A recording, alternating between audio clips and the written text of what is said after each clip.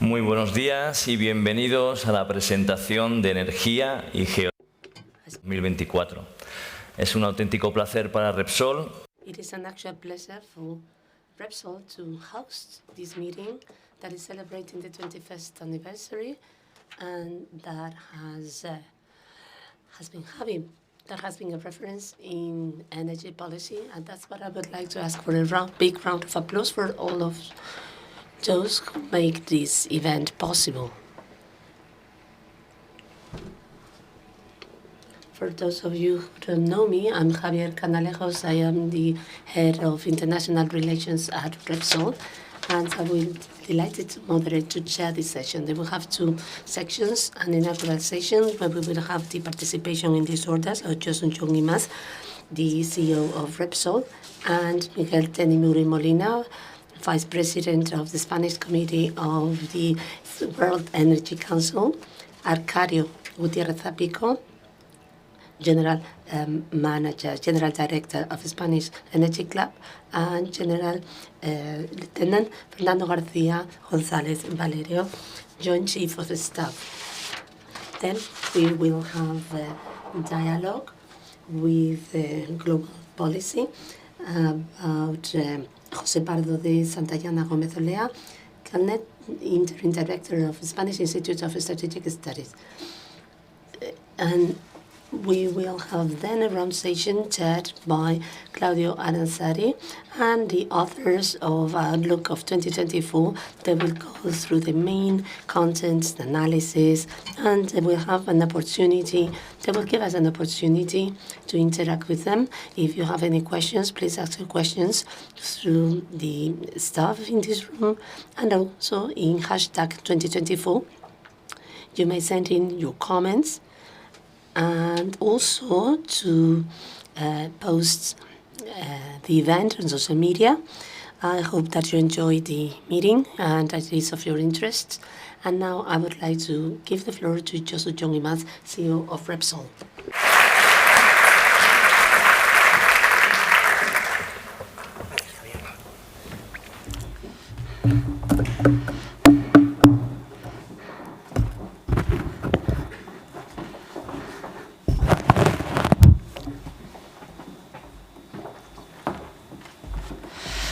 Teniente General, Jefe del Estado Mayor Conjunto de la Defensa, Coronel, Director interino del Instituto Español de Estudios Estratégicos, Vicepresidente del Comité Español del Consejo Mundial de Energía, Director General de Enerclub, señoras, señores, es un gran placer ejercer de anfitrión en un acto y en un evento tan interesante como este y darles de nuevo la bienvenida tras 11 años, a nuestra sede para la presentación de Energía y Geostrategia 2024.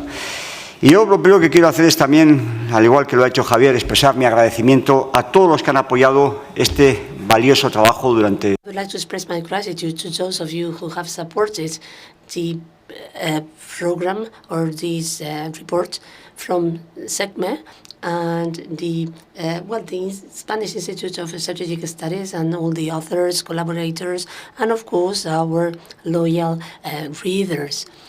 Strategy and energy are indeed interdependent, and they are essential to understand the current environment, the world in where we live.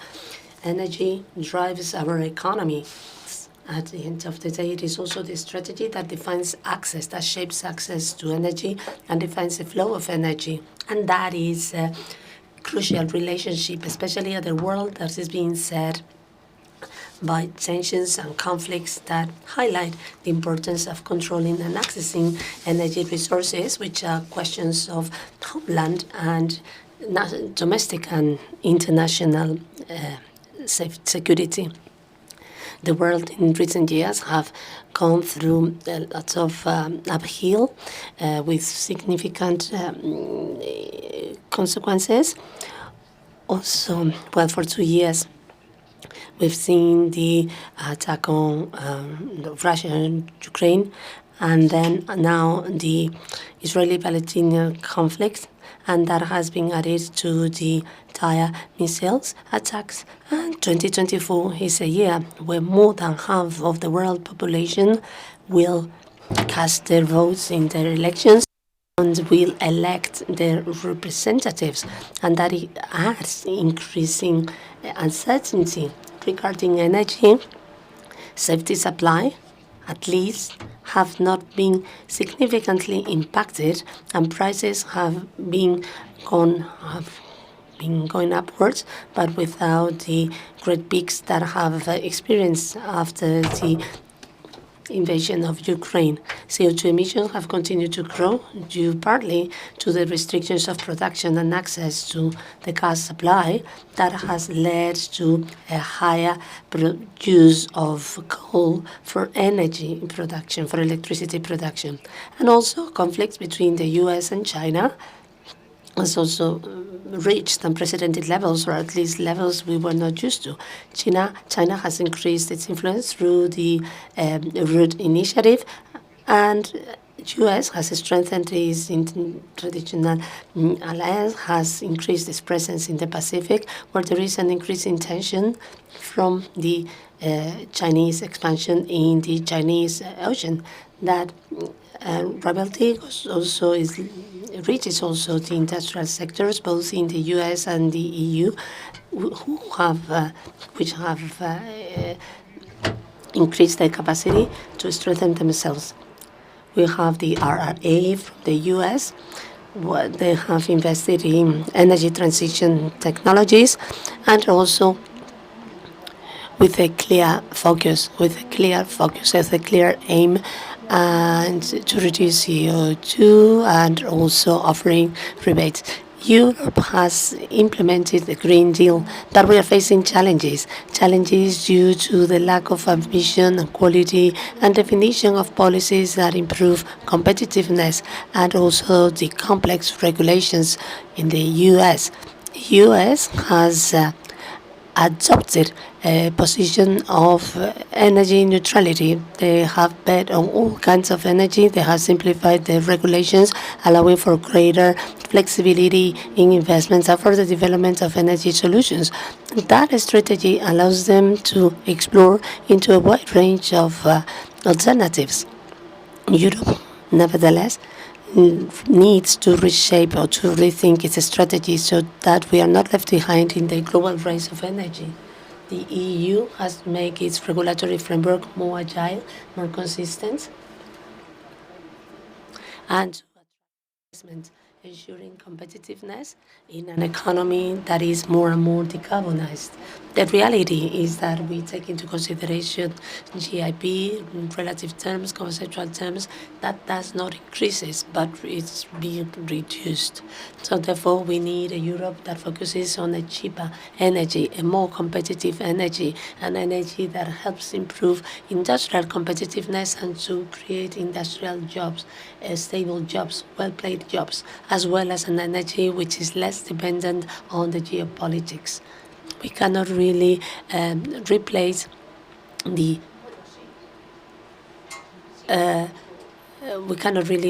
what we have by Chinese supply chain of raw material, of commodities.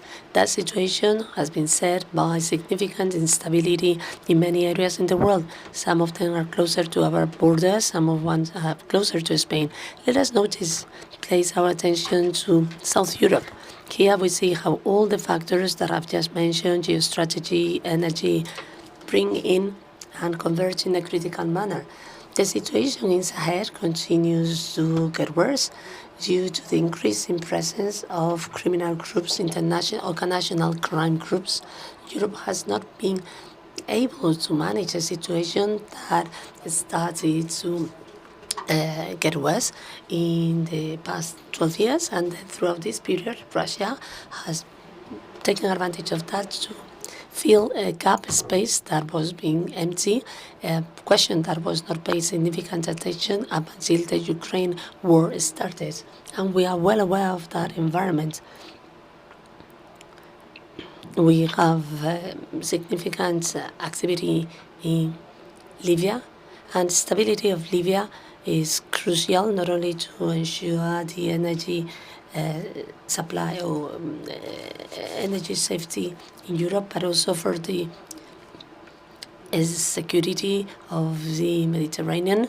And I would like to express my deepest thanks and gratitude to the authors and coordinators, and as well to Claudio Aranza, the former Minister of Industry and Energy, for the service that they have paid to these work. I also would like to send a special acknowledgement to General Dacoma for the commitment throughout these years and for having illustrated us with his know-how, and I wish him all the best for his new stage. And now I'd like to give the floor to Miguel Temburi, President of the Spanish Committee of the World Energy Council.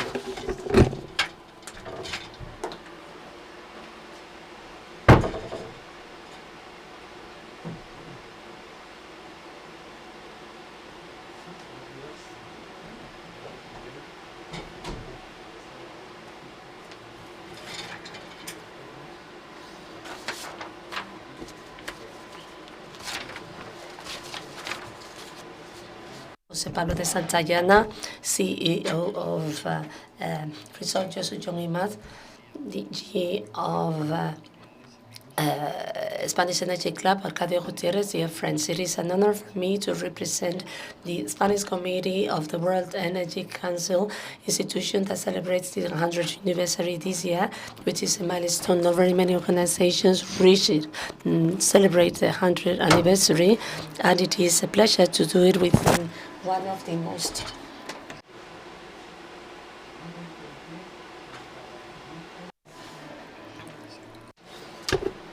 an organization that make this communication possible, the Spanish Institute for Strategic Study, CECME, and the sponsors, Repsol, EDP, and the authors of the Outlook, and of course to Claudio Aranzari, that extraordinarily leads all this work since the start of it. This new edition of the year, the 10th one, it is published in a year where the landscape of strategy and energy have become more and more complex. The persistence of the war on Ukraine, the emergence of a new Gaza Strip conflict and potential risk of escalation has been added tension to international relations, with deep implication in the development of national policies and how governments think about energy. It has been reflected in the World Energy Monitor, which is one of the key tools of the World Energy Council, where experts from hundreds of countries analyze the key moves or key actions to take in this landscape. In Spain, we highlight the managed issues such as the price of commodities, etc. After a year in 2022 where energy weaknesses were highlighted, the energetic trilemma of competitiveness sustainability that was actually dealt with in another key documents of the World Energy Council that I recommend you to take a look at. It has been at the center of all the debate. We have managed to control energy crisis in 2023 by maintaining or even speeding up our bet on energy transition and closing many of the elements of the Green Deal and the proposals Fit 55 packages that now it is time to transpose to national legislations.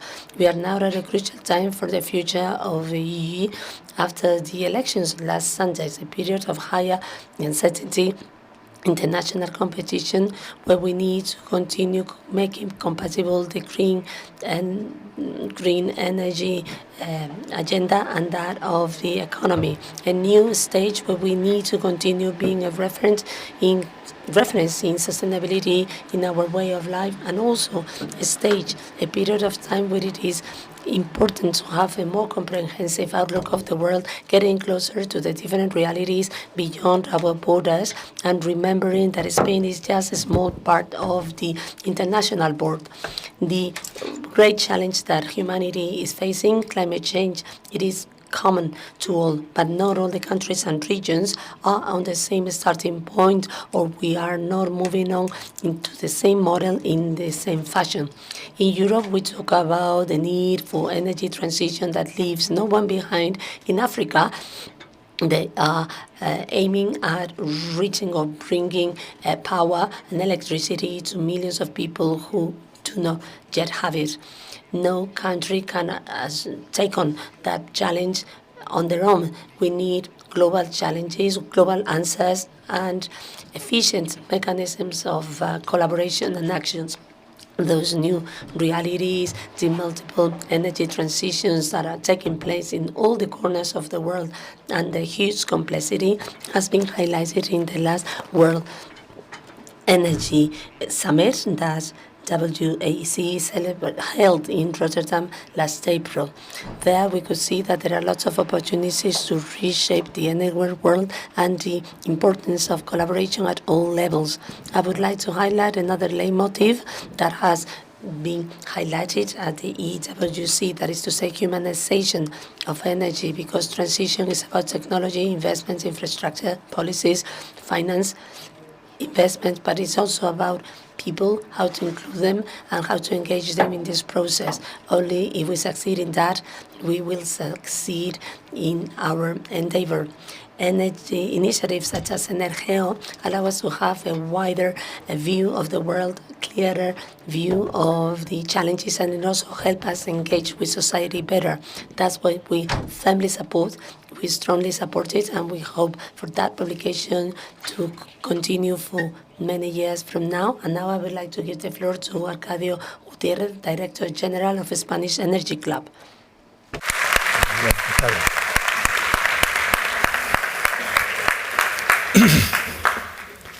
Muy bien, buenos días. Buenos días a todos los que estéis aquí. Yo creo que... Good morning. Good morning, everyone. Good morning to all of you here. We have changed the trend, okay? So we are very happy to have this face-to-face meeting. I would like to welcome the Minister of Defense, represented here by the Joint Chief of Staff, and then also CECME, and also Claudio, as well as Manuel Ballesteros, who started with us here, Jose Pardo, who continues that, and now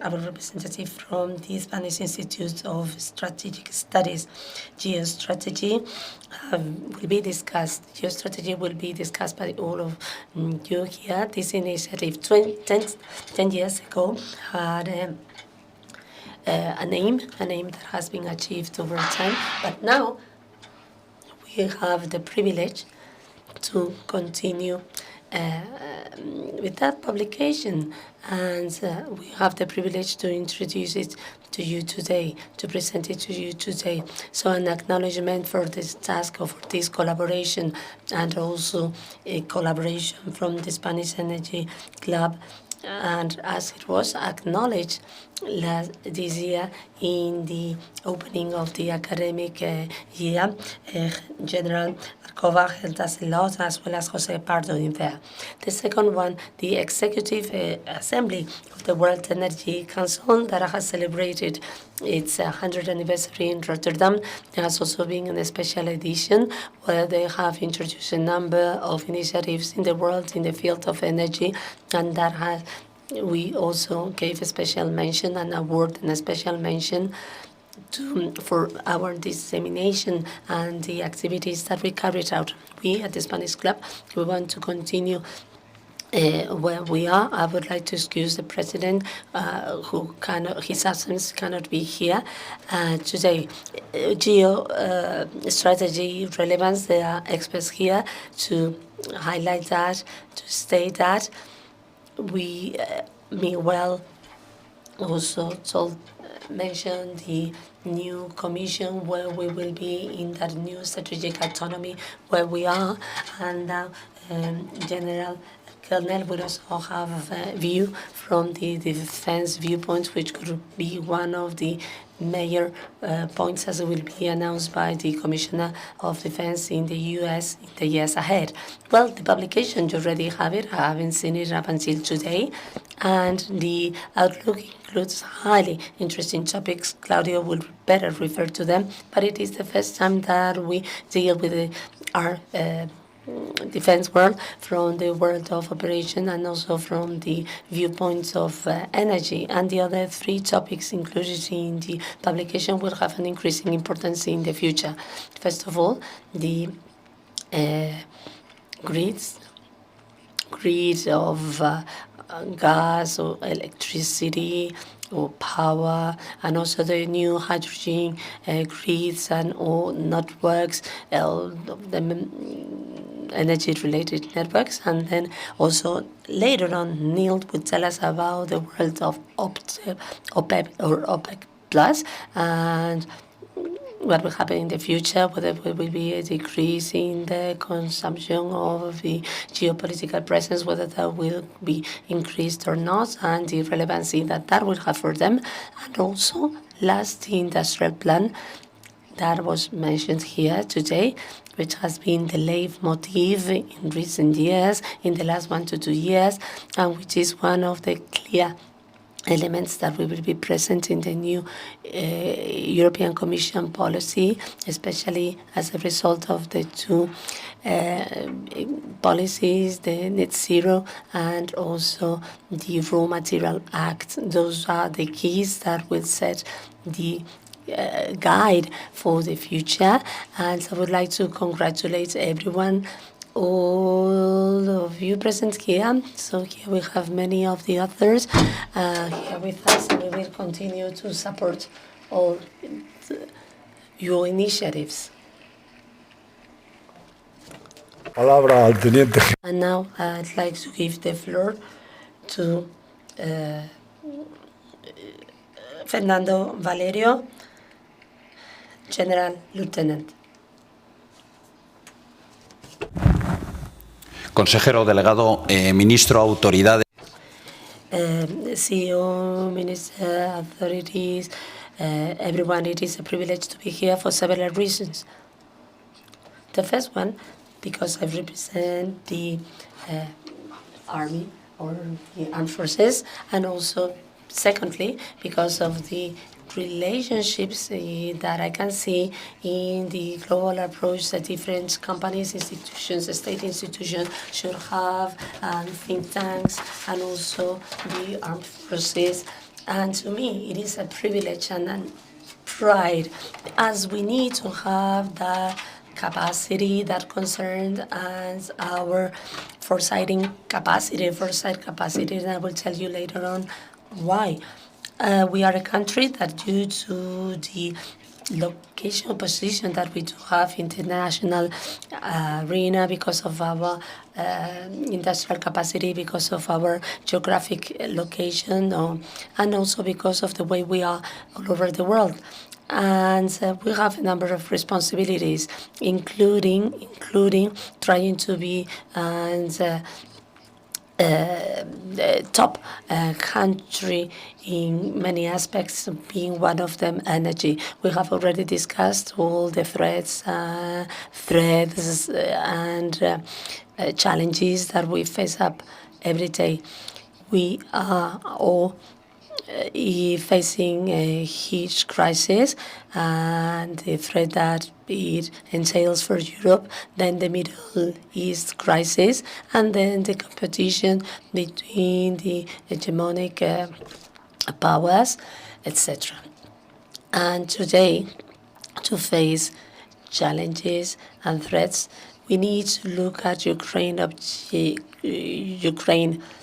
We really need to defend our interests at a time of peace, just in case when crisis starts or emerges. And of course, if conflict emerges, we have to be aware that the defense of our interests to all the Spaniards. We all have a role to play. We all have a responsibility. So therefore, to me, it is a pride to see so many institutions here, different viewpoints, which enriches us. We need to ensure supply of energy, depending on the different types of energies, and also because of the type of society that we have, and then also we really need to take care of energy demand and considering the high level of the technologies out there. And now from NATO, we are studying the resilience of nations in terms of ensuring energy safety, energy supply. We have been able, and we're really proud, to be flexible, to open up new markets, new sources of energy. Defending all those supply, as we did, is a reason for feeling proud of ourselves. Regarding armed forces, I'd like to refer to the invasion of Russia on Ukraine. Energy is being used as a war weapon, first by pressuring Western countries that got the energy supply, and second by destroying or trying to destroy the energy infrastructure of Ukraine to weaken the brave Ukrainian peoples. And that's where we need to see how armed forces engage and interact in terms of energy, and primarily represented here by Repsol. We, from the armed forces, we need to defend our infrastructures, our supply. And if we were in a conflict, we would need to ensure supply for the consumption or inputs of energy that we need because of the forces, our vessels, as well as land equipment, and increase all the systems that we have are heavy use of energy. For instance, vessels have so very many onboard systems that if they do not receive power, they do not work. The same goes with aircrafts or, for instance, land equipment. As we have seen in Iraq and Afghanistan, all the logistic convoys to deliver the fuels that we need in far away bases, they were a target of the insurgency at that time. Or, for instance, now the oil refineries in Russia are being attacked by Ukrainian drones. So therefore, it would always be a weak point. The energy would always be a target. We, as armed forces, we operate in 5 domains. We have the traditional one, land, air, and sea, but we also have the cyberspace and special domain. And of course, we all need to supply energy for those 5 domains. So what are we impacted by climate change, as the CEO from Repsol mentioned? This is so because climate change, one, make us to have higher level of insecurity in many regions. In Spain, the Sahel, which is our backyard, which is a short and medium-term threat, which is most clear to us. There are some areas where they are no longer suitable for living, and at the end of the day, we end up paying those consequences. And there is another element that we really need to be prepared for, to operate in an extreme situation. So some time ago, having operations in the Arctic was not even considered. That is a challenge for our units that will operate there. The same goes for all the units that we have deployed in the Middle East and Africa, where they are facing harder and harder conditions.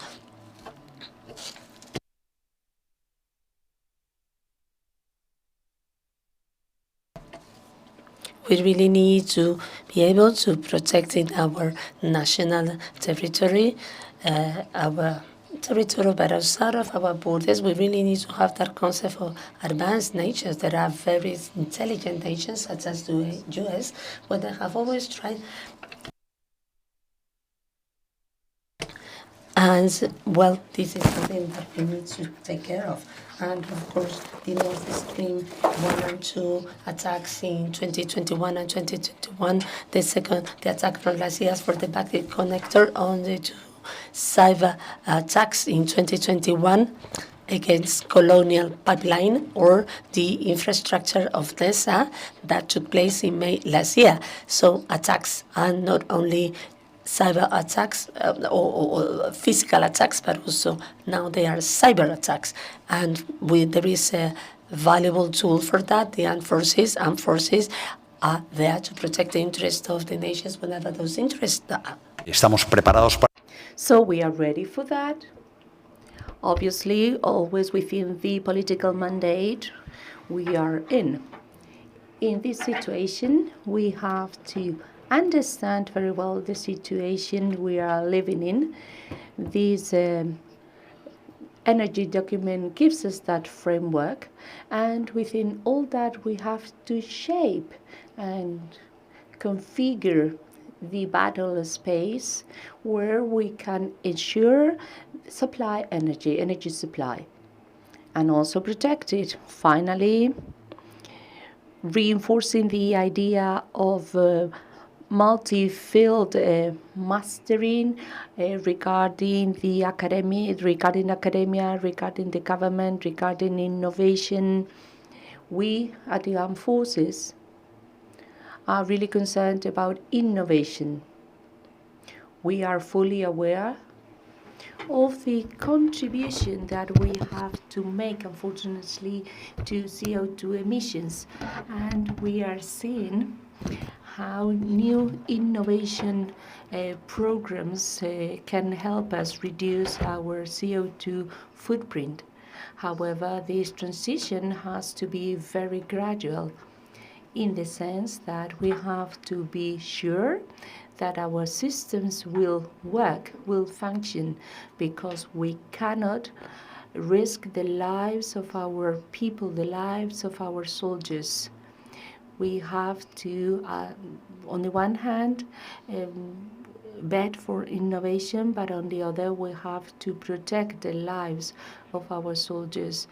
The contribution from the Strategic Studies Center is fundamental to us. It is led by Colonel Santayana, and also the findings from Admiral Garcia regarding the energy transition, and also David Poza, who provides us with two wonderful chapters that tell us about the problems we are facing these days from the armed forces. Thank you very much for your attention.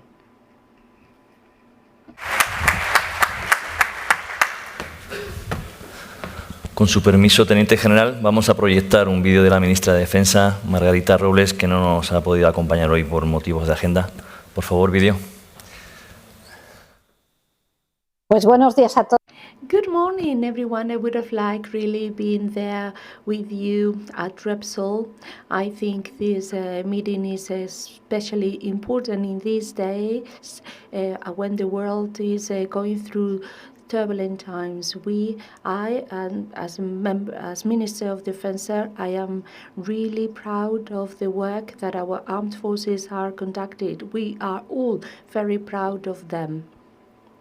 We fight for freedom. We fight for security. I believe that this important meeting will help you exchange ideas so as we can all work through a more just and fairer society. Thank you very much to Repsol for their hard commitment with Ukraine. Every time we have asked for help, that help has always been provided to us. Thank you very much, Repsol.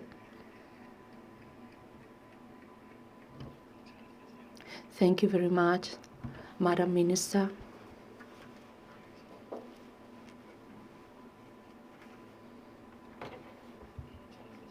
Thank you very much, Madam Minister, for your words and for your recognition towards Repsol. Thank you very much to the speakers from the opening session. Now let us take a picture.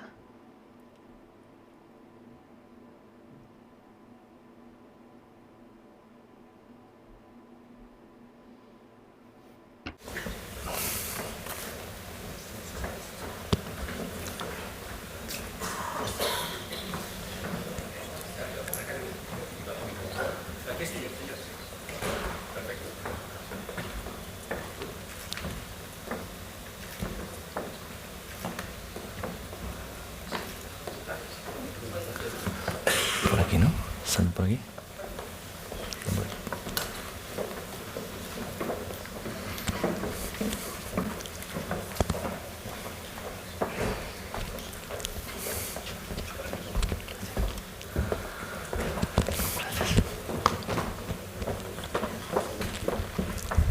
Muchas gracias a... Thank you very much to all the speakers from the opening sessions. Thank you very much for your brilliant contributions and your reflections. Let us continue with our session. Let us welcome our Mr. Pardo Santillana. José Pardo Santillana Gómez-Olea.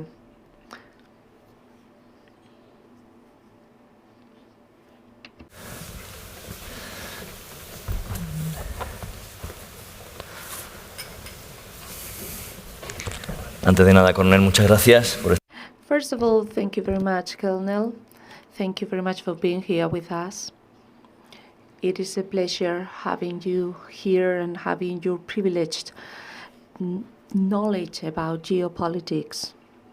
I would like to talk about the turbulent times we are going through with high level of conflict, probably the most turbulent times so far. Questions or words such as multipolarity, globalization, the fight of the South global towards against the West, the search for a strategic autonomy. Then we have Russia, who is conducting a high-level war and conflict, not only against Ukraine, China fighting for global sovereignty. Probably we are reaching the end of the American Pax after the Second World War. In your opinion, which are the key strategic answers to face those challenges? First of all, thank you very much to Repsol for their welcoming words, for their invitation, and also thank you very much to all those who have made it possible to have this publication in place. Thank you also very much to all those who have made a contribution to this important and fundamental contribution. We have here with us General Dacova and also Mr. Ballesteros, who have had the initiative to put up this publication. Your question, I believe, is essentially this determinant, although the answer is not clear, because a very profound discussion is taking place, because the main characteristic of our times, and that has been perfectly defined by the American politics and also in the introduction signed by President Biden, that we are at a turning point in terms of world politics. The main politics of our times is that we are going through a time of a turning point in time, in the time of history. Before, there were some trends that were telling us where the world was going, where the world was heading. Now the world is heading in a different direction.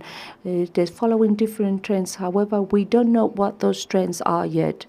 So our times are characterized by uncertainty, but not simple uncertainty, double uncertainty, enormous uncertainty. No one knows how this geopolitics scenario will end. And also, it is one of the main characteristics is the fight for the fight for protagonism, the fight for mastering and power. And depending on the result, we will have one geopolitical scenario or other, one world other or another. So these signs, what are happening? What is happening? What is happening is that the world is changing, and this is the basic principle that rules the present global world. Therefore, we need to adapt ourselves to that change, to those changing times. It doesn't make any sense to resist to that. So what can we expect to the future? That is the main question. Who benefits from the change? And to us, to Western countries, this is a serious concern because so far the United States have been the guarantor of security, and time was playing in its benefit, meaning that the United States entered into coalitions either in war times or in peace times, and the main power of that coalition did not even reach 40% of the gross domestic public of the gross domestic product of GDP of the United States. However, this has dramatically changed because of China. Now we will be talking about a GDP of 70%. However, now China has gone forward the United States. So the question is who will benefit from the passing of time. In November, for instance, last year, a question was asked.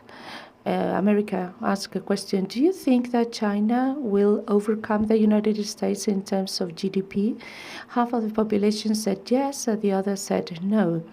So if we don't know what is going to happen in the future, obviously it will be very difficult for us to have a clear strategy ahead. Therefore, all the parties involved, China, Russia, the United States, who are the ones who are designing the strategies, for them it is very difficult to envision the future. So all the powers do have their own strategies, but none of them know what the result of their respective strategies will be. We Western countries do not have the security that we had in the past. We felt supported by a very powerful power that provided us with safety and security, and now that circumstance does not longer exist. And in relation to the South Global plays a fundamental role both in energetic terms and in geostrategic terms, because the American strategy said we will lead the world against these revisionist strategies. However, the Global South has not aligned with that. It has decided to remain neutral. The South Global is plural, or has been defined as plural, and it questions the status quo. And this is an important advantage for rebel powers, and they are creating a narrative that is being bought by the Global South, by the South Global. It is a Marxist interpretation of history. It is a colonialist perspective, and in that narrative, we Western powers have been depicted as the exploitators. Let us now talk about the symbiotic relationship between geostrategy and energy. I don't want to go very much back in time with the Gulf War in 1991, and then the exploitation of resources, gas and oil, accompanied by an increase of prices, the fracking revolution in the United States that has made it become one of the main importer of oil, until the war in Ukraine that has increased prices at global level, which is the relationship between geopolitics, geoenergy, and energy. Well, many times have been mentioned the link between geopolitics, geostrategy, and energy. Energy moves the world. It is what allows us to breathe. However, that has not always been the case, because now the rival powers in terms of geopolitics and the region where that rivalry has been designed is again the Middle East, because it is basically an energy producing region. So the question of energy has come to the center point of the geopolitical game. The United States has become the first producer of fossil fuels, and we know that China is the country that we need for the transformation of the energy sector via batteries, etc.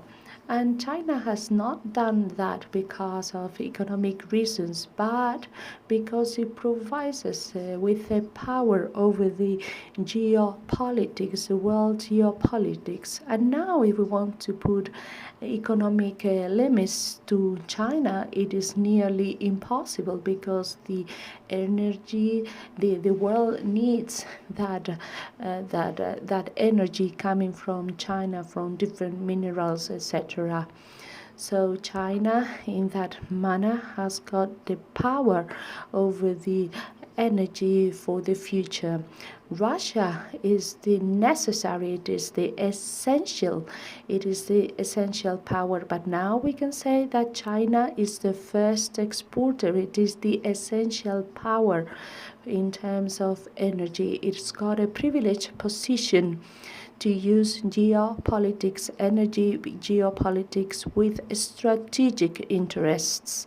And this war cannot be understood without taking into consideration the energy dimension. How is it possible that the Russian economy is growing more than the European economy, having gone up to 3.6%, and it will continue growing by over 3% this year? This has surprised everyone, but not those who are in the field of energy, because energy explains very well why Russia is resisting adequately. And there is a negative factor to this present strategy, that is that Russia has got a gross domestic product which is similar to the one of Germany, but a gross domestic product is similar to the one in Germany, but with the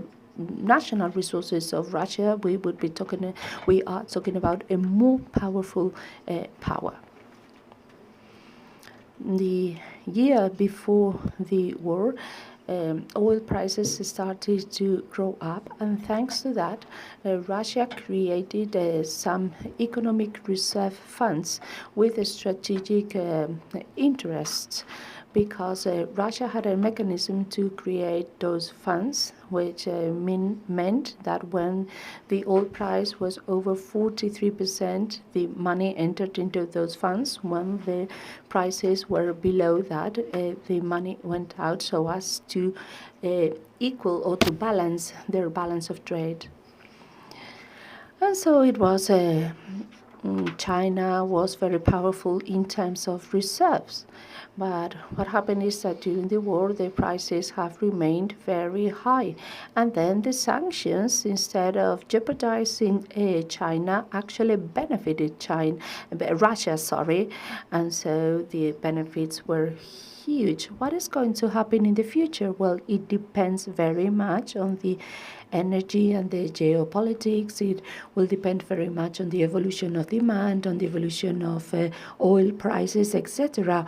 We also have to take into consideration that in climate change have also had an impact, direct impact on investments in energy.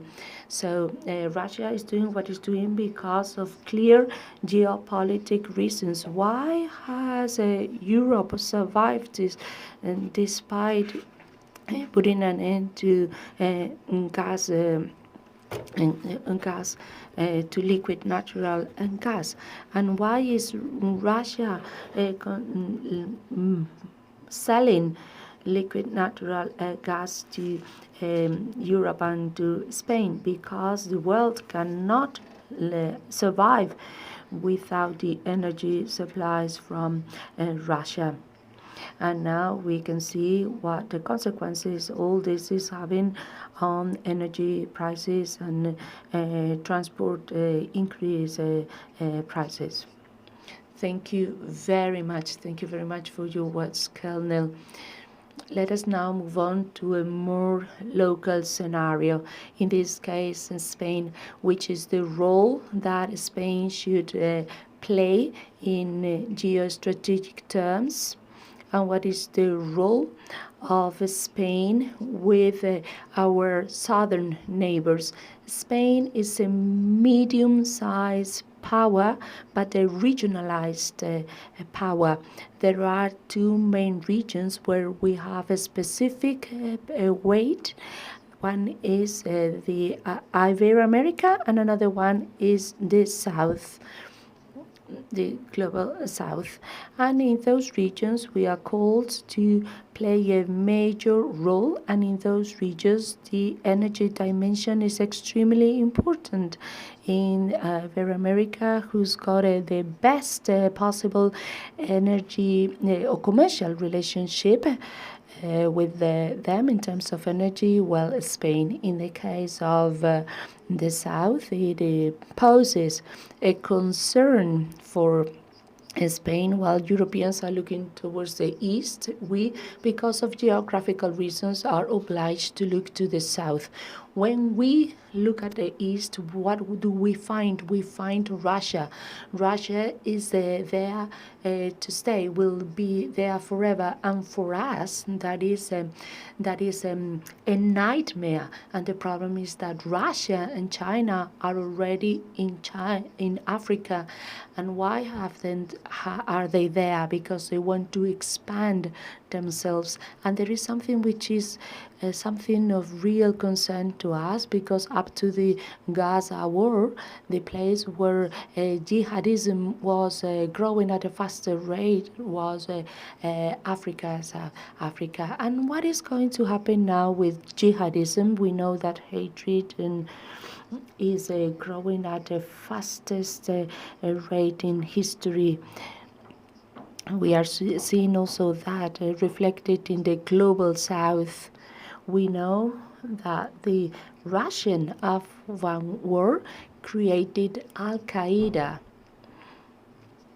We know that the American invasion of Iraq created the Islamic State, meaning that the big conflicts do bring together a prize. Obviously I'm being ironic. So what is going to be the result of the relationship between Spain and the global South? We don't know. And just as Ambassador Robledo said in his chapter in the document, he said, in the future 1 out of 3 citizens of the world will be Africans. We in Spain, we are losing birth rates. In Africa, population is growing at an uncontrollable rate. So regardless of our opposition, Spain will be a mixed race country, black and white origin. So our concern is not the color of their skin so much as how radical or how radicalized they will be. We've got 3 minutes left. could you please share us your vision on your viewpoint on the Russia and the Gaza conflicts? What is the problem of these two wars that the stakeholders believe that the losing these wars means an existential threat to them? Russia believes that if they lose the war, there will be a major crisis, or even they will be losing territory, or there will be a division of their territory. We don't know what is going to happen. If Ukraine loses the war, it will stop being Ukraine. Just what happened with Austria in the war. What will be Austria? It was said at the time Austria will be what is left, what is remaining. In the case of Israel, Israel believes that if Gaza wins the war, they will live under permanent threat. At the same time, Iran believes, who is behind everything, believes that it is under an existential threat to its regime. So we are going through an impasse. We don't know how these conflicts will end up. The time will gives us a result, but we don't know what that outcome will be. Thank you very much, Colonel, for your words. Let us take now an institutional photo. Thank you.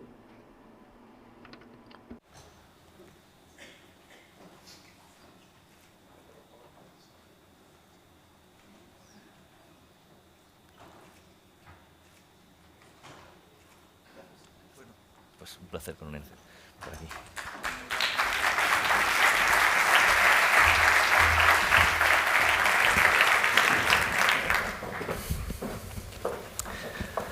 Continuamos con la jornada.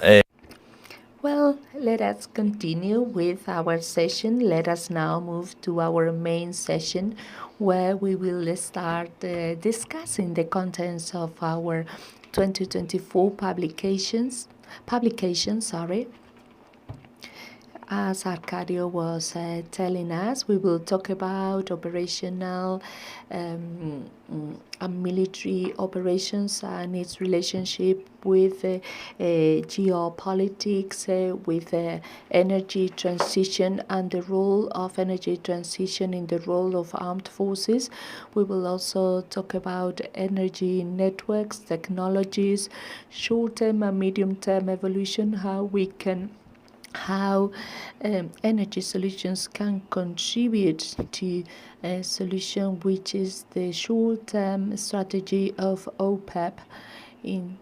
And we will also discuss industrial and climate policies at both sides of the Atlantic, especially with a focus on Europe, and how these policies can help Europe to reinforce its competitive advantage in terms of politics. Now I would like to give the floor to Claudio Aranzadi, who is the moderator of this session. Os recuerdo que podéis hacer vuestras preguntas a través de el personal auxiliar de la sala. If you have any questions, please just give them to our personnel in the room.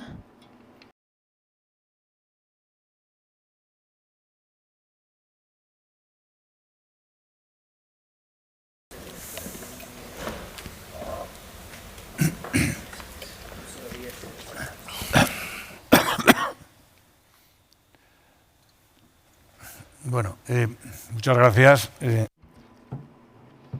Thank you very much to all the speakers to this 11th edition of Energy and Geostrategy Forum.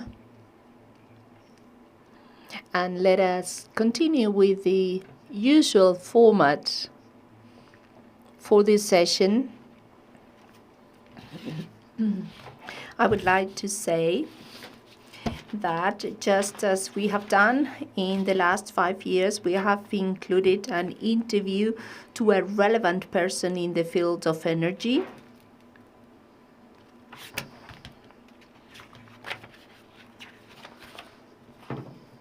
And it is a very interesting interview. I highly recommend it to you. Another relevant aspect of this publication is that, oh, I'm sorry, speaker says.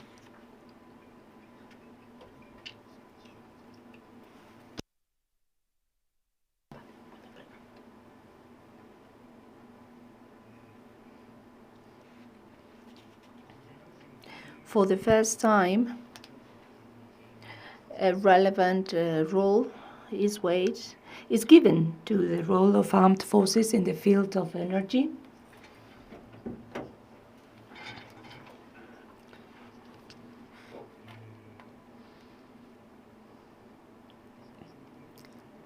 Let us now, before giving the floor to the speakers, to the author of the report, obviously they are not going to make a summary of their contributions. I will pose a question to them so that they can highlight the main points of their contributions. Before giving them the floor, I would like to refer to something which is controversial sometimes in the field of geoenergy. And it is important always to talk about controversial questions, controversial points. Let us deal with 4 of them. The first refers to global cooperation field in the energy, in terms of energy. This is an area of cooperation which is completely global. All the countries, nearly all the countries in the world, are part of that global cooperation.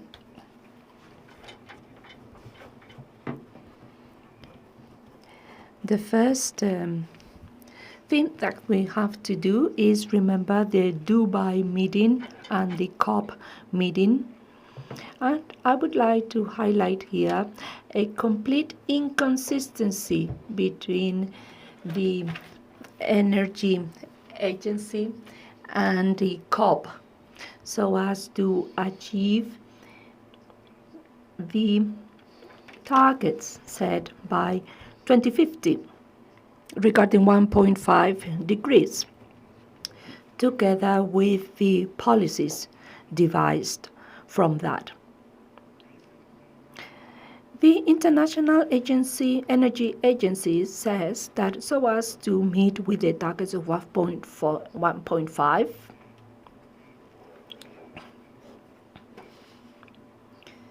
in terms of consumption, oil consumption should be reduced up to 75 million barrels per day by 2030. All institutions, including the Energy Agency, can see that it is a basic forecast with orders of magnitudes of barrels which are unrealistic. They say, well, the point or the peak of the demand will be achieved throughout this decade, but the final target is 2050. And obviously the OPEC makes basically the same forecast on the basis of basically a plain or a flat demand, and the same does the United States. Therefore, that discrepancy in Dubai was offset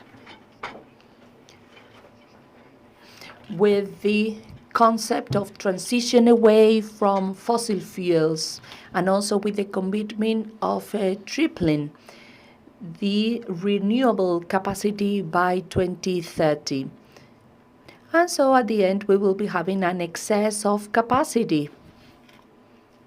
In emissions, there will be emissions both either coming from fossil fuels or either coming from renewables. And obviously, we have to take into consideration the biotech. Well, the objectives will not be met, the targets will not be met.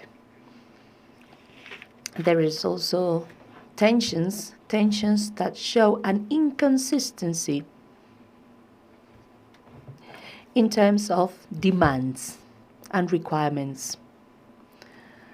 Another point that I would like to refer to that came out at COP28 is the idea of reaching an ideal mix between mitigation and political adaptation. This is important because if this is misinterpreted, it will give rise to a very skeptical argument, saying, okay, let's wait and see what happens. But there's been a reflection coming from academia, from the MIT Institute, not a skeptical scholar, where he proposes a different methodology so as to address the climate question, different from the integrated models that have been used so far. So he proposes an analytical methodology putting a climate policy as a hypothesis of security, establishing that maybe we should assess how mitigation should be combined with adaptation, in which percentage, or how that balance could be addressed and achieved. Maybe this is a very academic viewpoint, but who knows, maybe it will be an interesting approach for the future. So this approach seems quite interesting if it's duly and rightly applied. Also, as Johnny Maths said before, there is a resurgence of industrial policies. And this is something very interesting because those of us who have already in an old age, so to speak, we have seen an evolution, a clear evolution, where we can see industrial policies in the past and industrial policies these days supporting clean energies. This, however, has created a debate, also a discussion at global level, because we've gone from a commercial protectionist policy to an industrial policy based on competition between the blocks. Decoupling was then de-risking. There will be a fragmentation. That's clear. Obviously, that's not the optimal situation. However, what it is true is that once we take into consideration the Chinese strategy, the United States and Europe have to react and have to reach a balance. And so the responses from the United States and from Europe are suboptimal. And we can see that in the protectionist policies towards China. And we see the implicit aids and subsidies towards Chinese products, electrical cars, solar panels, and batteries. But we have to take into consideration that from the viewpoint of technological innovation, China is no longer a copier. They are developing their own technologies. we have taken into consideration that there's a total of 1,200 inhabitants, and with the economies of scales, meaning that they will learn very, very fast. The learning curve is very fast. And then we can think about unilateral retortion policies in terms of imposing tariffs. That has always been very doubtful in terms of the OMC. So the panel for establishing tariffs has never been respected in its decisions on the part of the United States. In case of dumping, tax or tariffs were imposed on a unilateral manner, thereby violating international trade rules.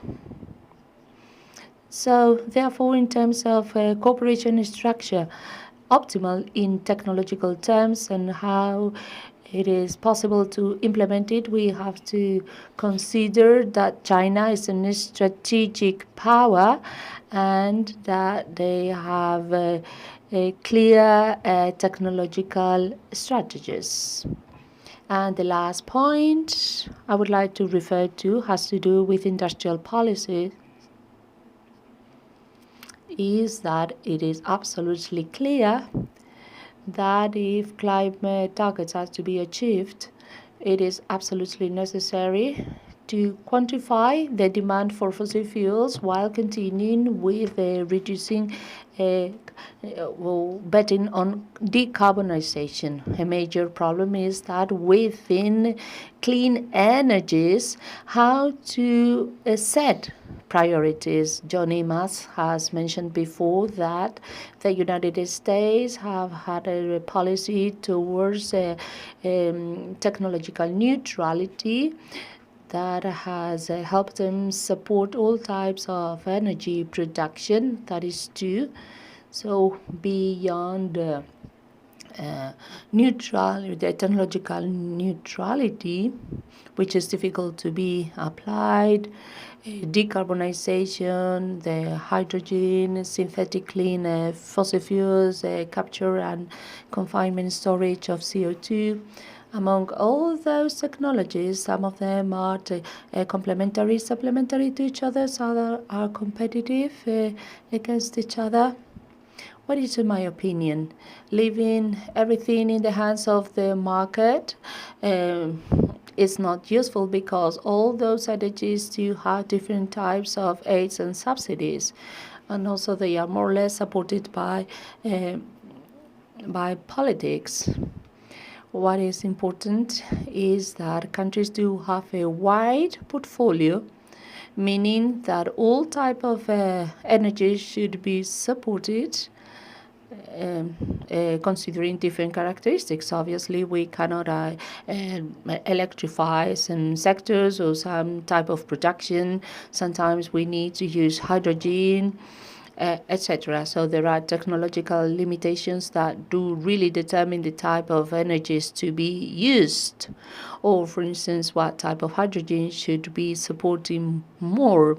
Europe has always been very biased and has always been in favor of supporting green hydrogen. However, gas producing or rich countries might have a different viewpoint and say, well, we will support other type of hydrogen. So this is a very important topic for debate. So defining on an optimal portfolio for different decarbonizing types of energies, and now the type of energy, the discussion that we see in the mass media is very black and white, clean energy or non-clean energy.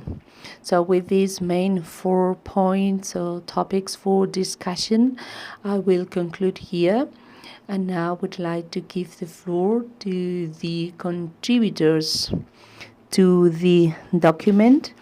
Let me give the floor to Admiral Antonio González García. What measures has the Ministry of Defense taken to counteract energy policy. Thank you very much, first of all, to Repsol for giving me the opportunity to take part in this publication. And also, thank you very much for giving me the opportunity to give you a brief on the main ideas of my contribution. We at the Ministry of Defense believe that we have to adopt renewable energy for different reasons. The first one being the energy security that provides us with. From our viewpoint, the trilemma is the most relevant factor is security, and obviously depending less on energy networks gives us more security because fixed installations and facilities allows us to provide fixed and secure logistics support. When I first started writing my paper, was that I started doing research, and when I was doing my research for my paper, I could easily see that we are living in a world where energy production is mainly based on fossil fuels exploitation, and now we have to transition to a new energy system based on clean energies and technology. We don't know how the situation will evolve, especially in relation to China. It is true that we, at the Ministry of Defense, we have to conduct a systemic analysis to see how we can make that transition possible. With our infrastructures, we have an infrastructure division that takes decisions, and we take with the different armies and from different corps to execute the decisions. We have already used 260 million euros from the Transformation and Resilience Plan from the European Union, so as to improve the energy efficiency of our facilities and infrastructures. In the case of photovoltaic plants, we have used 350 million, 75 million for photovoltaic plants, and we will be reducing our consumption by 11%. Meaning that in term of 6 years we would have paid off for our investment, although the investment funds have come in this case from the European Union. Besides that, we at the Army, at the Naval Forces, we are working towards connecting our ships and vessels at port to the port networks. We do not create pollution at ports, and we use cold ironing. Cold ironing, it is a system whereby we cool the ship and our vessels, and we are working in collaboration with the World Maritime Organization and the European Union. So great infrastructure works are being conducted at different ports. However, that is something that we have already been doing so far. So there's nothing else we should do in that respect. We work in collaboration with NATO. NATO has got several rules and several provisions recommending the road to renewable energies. So we are waiting for to have a strategic standards, strategic instructions, or technical logistic instructions that gives us a specific guidelines for the energy, for our energy transition. Also, in Axis 5, has allowed us to define for the need of that energy transition. And in terms of innovation in defense, there are some lines of work that are based also on that need, on that already identified need of energy transition. Also, in a world where probably all the armies expect that in the short term weapons will eventually become energetic arms, it is curious to observe that the energies that allowed us to have those weapons do very much have in common with the technologies that allows us to go for an energy transition. So for all those main reasons, we should work onto that path.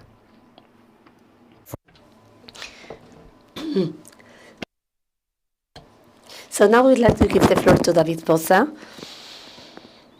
What are the technology trends and what are the possibilities of energy transition when it comes to military operations? So thank you very much, Chair,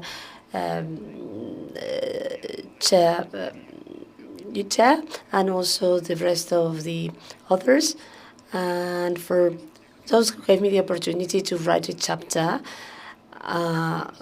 on a topic that has not been much analyzed up until now. This has not been case as because the armed forces and CO2 emissions have always been outside of the international agreements and as well as national laws. And this is also due to security reasons, and also because the armed forces, as has been said, when armed forces are in operations, have a clear objective. They need to be operational and they need to achieve the defense goals. So when I asked my friends and colleagues about their opinion in energy transition, in military operations, the reaction was always the same one, which says, what are you talking to me about? So this is a question of life or death. So I'm not going to consider whether I am emitting CO2 or not. Yet, but as I said in my chapter, armed forces in the world have face up the energy issue because most of the armed forces or army depend on the use of fossil fuels, and that entails a risk of lack of operability on field. What happens is that when your friend, which in principle sells oil at you, the oil that you need to carry out your military operation, that friend becomes an enemy, and therefore you need to fight him. And well, the traditional solution has been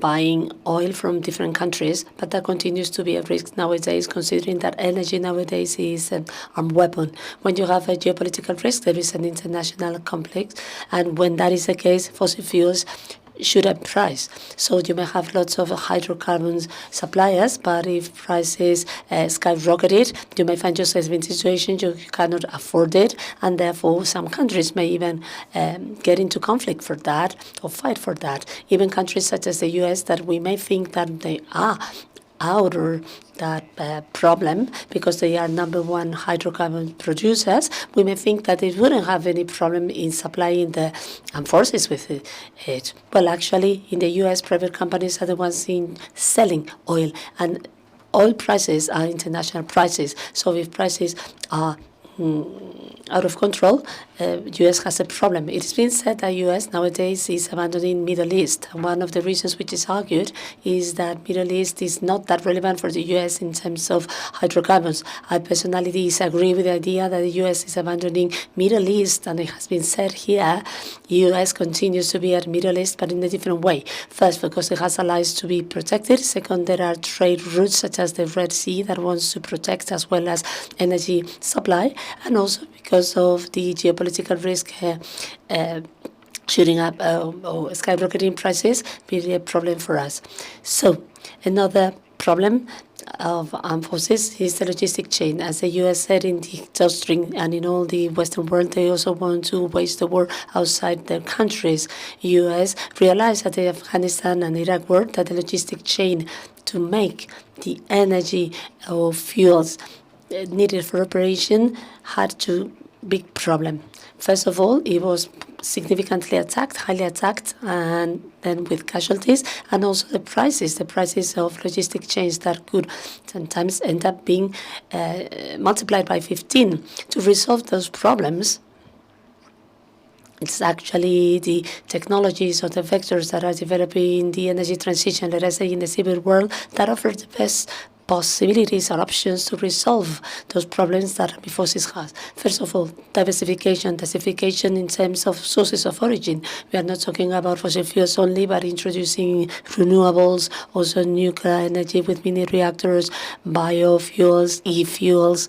That's one way. Another branch is energy efficiency. That is to say, trying to develop operations efficiently and reducing energy use as much as possible to ultimately reduce the importance of logistic chains. Electrification, all the systems as much as possible will be electrified because of the versatility that will deliver on the operations. Those are the technologies. We could later discuss them in greater detail in our debate. Technologies that are being applied nowadays in energy transitions will deliver solutions to the armed forces in current conflicts, delivering them greater autonomy, greater resilience, and greater autonomy when it comes to carrying out the military operations as needed.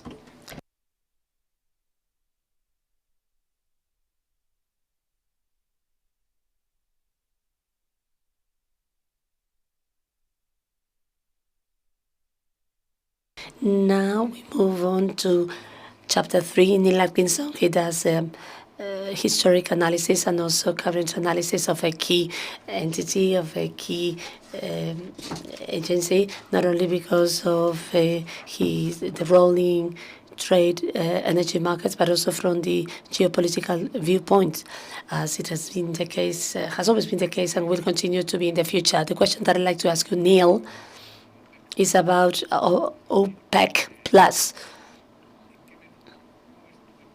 How do you think the OPEC Plus will evolve in the future, whether the members of this organization will change, and what is the role that the OPEC Plus will have in the future in terms of energy transition and geopolitical impact?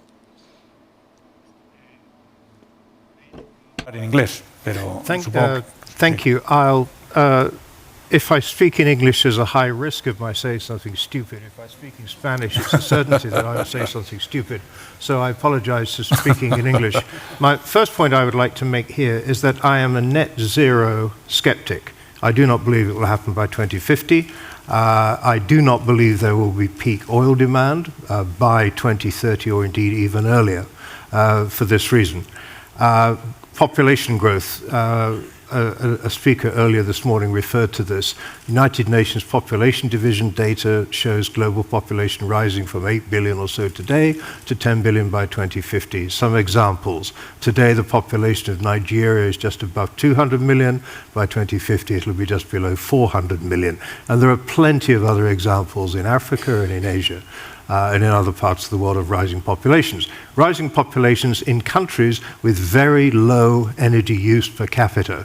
In barrel terms, big European countries, 8 or 9 barrels per capita per year. The United States, 21, very wasteful, of course, as we know. Even after 30 years of economic development, China is using just about 4 barrels per capita per year. Africa, as a region, only uses 1.1 barrels per capita per year, and India, which is now the darling of energy growth, if you like, is only using 1.4 barrels per capita. Now, I'm not suggesting those developing countries will get to European or American standards of use. I don't believe that will be the case. But with their rapidly rising populations, that means more economic activity, means more energy demand, and that demand will be satisfied to a great extent by fossil fuels, because this is known technology. A lot of those developing countries have resources under the ground which they will develop. And as they get richer, they will be looking to electrify their energy economies as best they can, but who is going to pay for this? And that cannot be done by these countries themselves. They will require international finance. And there is no sign as yet that the returns from investing in developing countries in renewable energy sources are attractive enough to mobilize the international finance. Now, where does OPEC come into this? Well, if you believe, as I do, that demand for oil is going to continue to grow, unlike my colleagues at the IEA, then somebody is going to supply it. And the OPEC countries are the countries that sit on the biggest reserves in the world, Saudi Arabia and Venezuela and other countries, and they are also generally amongst the cheapest producers around the world. So even if you believe that the demand for oil is going to peak at some point in the next decade maybe, or even a little longer than that, even if you believe it's going to peak, and even if you believe that having reached the peak, it is going to decline, the last men standing will be Saudi Arabia, Iraq, the United Arab Emirates, and the majority of the members of the OPEC Plus agreement. Now, the OPEC Plus agreement has been in existence since, I think, 2016. Bringing Russia into the family of OPEC nations, or the OPEC Plus nations, to some extent was a masterstroke, because of course it's an enormous producer and an enormous exporter. And despite all the problems we've got, such as the Russian invasion of Ukraine, oil market life goes on. And it is important for the interests of OPEC that they work with countries such as Russia and Kazakhstan and other leading producers to ensure that they have a common view as to how oil supply should be managed as we move into the future. Now, I believe that that too often in history, the obituary of OPEC has been written. Prices go down very sharply, and everybody says, oh, that's the end of OPEC, they have no influence. Prices rise too high, OPEC has lost control, and OPEC is greedy and it's destroying the global economy. But if you believe that oil demand is going to remain at elevated levels for the foreseeable future, as I do, then there's still going to be a place for OPEC. Now, in the very short term, my colleagues at the IEA, former colleagues, have predicted peak demand by the end of this decade. If, for the sake of argument, that were to turn out to be accurate or close to accurate, and the other side of their view, that is that there will be plenty of supply from outside the OPEC Plus family, United States, Canada, Brazil, Norway possibly, Guyana, possibly Namibia to come. If you believe that that supply will be growing, then clearly there is going to be a hugely important role for the OPEC Plus countries to manage the market through supply cutbacks, whether they be formal or voluntary cuts, to ensure that oil price remains at a level attractive enough to, or high enough to attract the investment that we're going to continue to need, but also not at so high a price that it punishes consumers. So OPEC Plus, whether you like it or not, is here to stay. And it was, and my final point, it was interesting, at the end of 2023, Brazil decided to join OPEC Plus, not in the formal sense of cutting production or participating in ministerial meetings, but as an act of sort of political solidarity. So if in the future other countries which grow as producers, Guyana, Namibia, do grow, then possibly we could see the expansion of the group. But it's an important group and it's here to stay. Thank you. Thank you, Nate.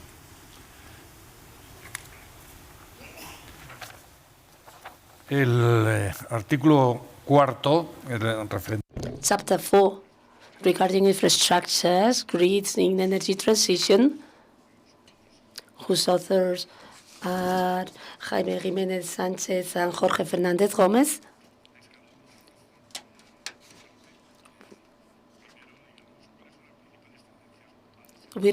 Which are the main global trends in energy grid transitions? First of all, Jaime, please. First of all, I would like to add to the the other panelists to extend our gratitude to the Spanish Institute of Strategic Studies and for the orchestral vision in key issues such as the issues that we try to contribute to in our chapter. To answer the question, I'd like to say that the grids are the structural reflection of energy transitions, and they have been so throughout history. So they are the best places where we can assess how the big and ecological transition that we're facing up today is impacting. And also, we are also seeing or witnessing the fastest and most concentrated transition ever since the Second World War. So we try to identify the trends that may shape that transition. First of all, digitalization, implications in automation, which is most associated with digital transition, and as well as other sustainable transitions, and which is especially represented by smart grids. But we are not talking about electricity only, but it also entails or involves other grids and networks. And that also, here we need to talk about cybersecurity, where the Joint Chief of Staff told us about that, and that becomes a top importance domain in energy transition. Then electrification, mainstream or generalized electrification, and the most efficient niches to carry that out. That is to say, allowing energy transition in the most possible direct manner with no intermediate steps. And then, there are sectors that are difficult to decarbonize. They cannot be decarbonized directly, where other vectors and other fuels are required. And now that leads us to a fourth trend, energy systems integration. It is about integrating different types of energy, indirect and direct electrification, in a holistic manner, in a comprehensive manner, trying to offset everything, and also integration of all the sectors. And then another two trends that show us the scales at which this process is taking place. First, decentralization trend, which will be the most micro scale that help us to see how energy generation is being decentralized, how energy production is being decentralized, but also energy consumption, as well as participation engagement of citizens and consumers in the energy system. This is a key issue regarding social acceptance of energy transition. And the other trend is more of a macro trend, that is to say, interconnection of systems at the level of region, countries, partnerships, alliances, taking advantage of large infrastructures that will continue to be very, very, very much important in energy transition as of now. And now, Jorge, how energy grids contribute to give an answer to energy transition in the geopolitical context? Well, that is a big question, isn't it? That is a big question. In our chapter, we have identified how grids attack or enable decarbonization of economy through electrification, inclusion of other vectors, energy vectors, where electricity is not available, more resource efficiency, circularity. Now, on the economic side, clearly energy networks support energy markets, and through penetration of renewables or changes in the energy mix, we will be seeing more competitive energy costs, but it also promotes the economy of companies, making some territories more appealing for foreign investments, also attracting industry. And on the side of security, which was the third leg of the energy trilemma, obviously more gridded networks, more resilient networks, better integrated grids will promote, will favor, will foster supply security. And to finish off, and of course, I don't want to take away any time from other authors, as here there are two of us for our chapter. One of the reflections that we put on the table on our chapter is that if the conventional response to the energy trilemma, which was finding a balance between the different policies and energies, but now when we thought about the relevancy of the networks, we could see that there is a fourth strategy, which is the geopolitical one, which should be embedded, included, together with the other three, to resolve in the best possible manner, to give an answer to that energy trilemma. And we think about the networks, of course, the geopolitical dimension, everything that we had here this morning, not only about economic globalization, but other factors that were discussed here, highlight questions and dilemmas in terms of how we in Europe are integrating energy systems in Europe, whether we abandon our connections with Russia, whether we give up on that because of the conflicts, or whether we want to do the same that China does, that is to say, enlarging our networks to deliver greater connectivity, and energy networks have that power, the power of connectivity. Nowadays, Europe is facing up very important dilemmas about networks, as well as other problems such as planning, coordination among countries. Well, this is from me as a way of introduction. Thank you.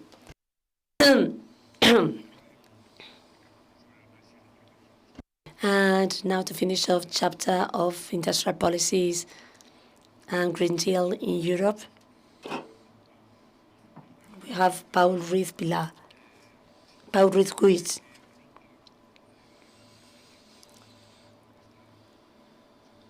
Do you think that Europe, in the design of this industrial policy, is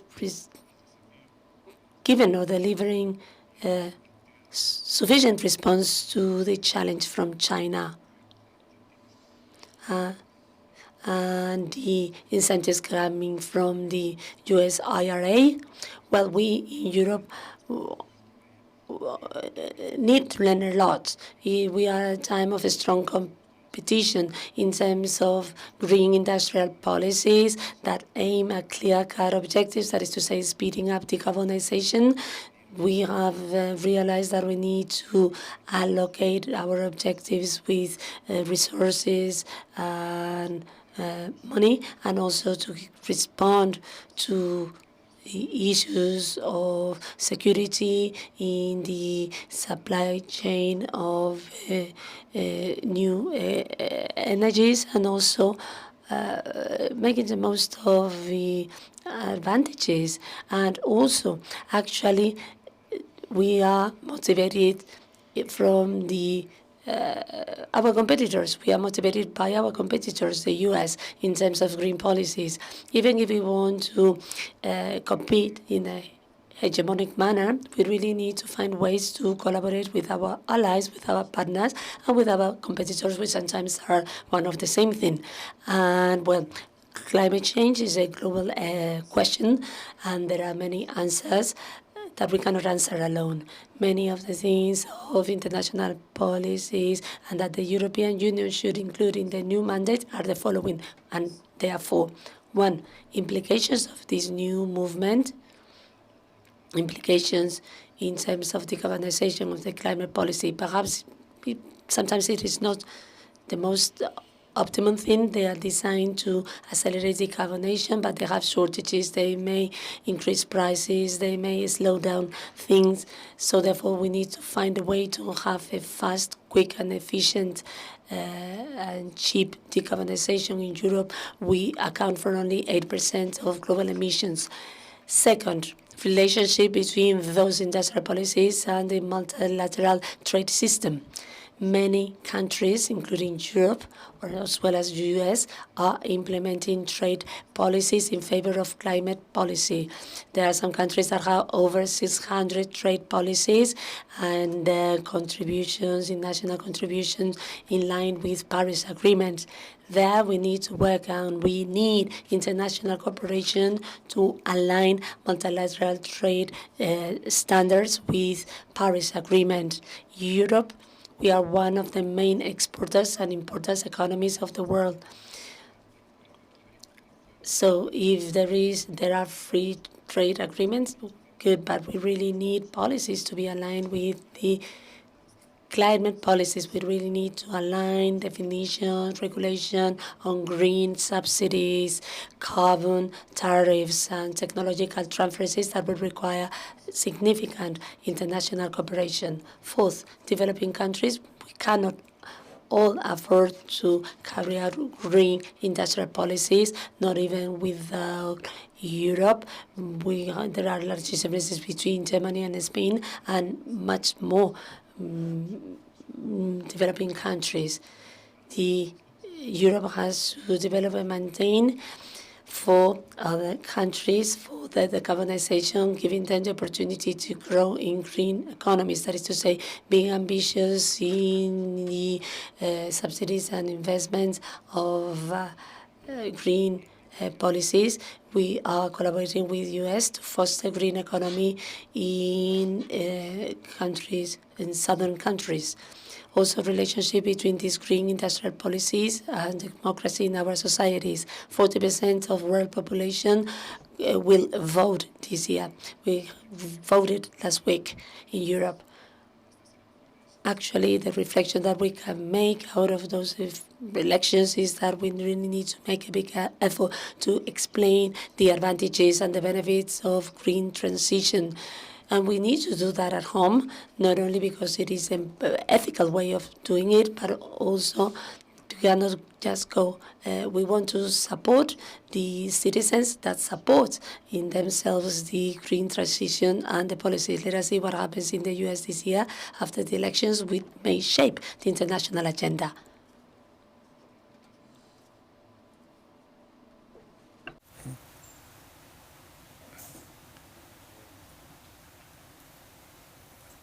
Bueno, mientras pasan las preguntas, aprovecho yo entonces para hacer alguna. En concreto, Neil, me gustaría preguntarte... Neil, I'd like to ask you, could there be anything that will cause tension in the future in OPEC Plus, not only because of our strategy, but because of a main threat? Our main threat is Russia. Russia is in the OPEC Plus. Russia has a huge influence in energy markets, same influence as Saudi Arabia and the US. OPEC is not, and the US is not in the OPEC, sorry. So out of the three big players, there are two OPEC, Saudi Arabia and Russia. One is strategic ally. One is the strategic ally of the U.S., and the other one is a strategic threat to the U.S. How could that happen in the future? Could it become stable in the future? What is the balance there? I have 23 minutes and 42 seconds to talk about this, although I'd like to. As far as Russia is concerned, after the invasion, of course, there was this massive transition in European energy supplies because of sanctions, and things have now largely settled down. It's hard to look more than 5 years ahead to see what, for example, the gas supply situation is going to look like. But rather like the war itself, the Ukraine-Russia war is essentially now like the First World War. It's settled down into a long, grim slog where one side, or usually Russia, invades something and then the Ukraine's pushed back, and it's stagnant.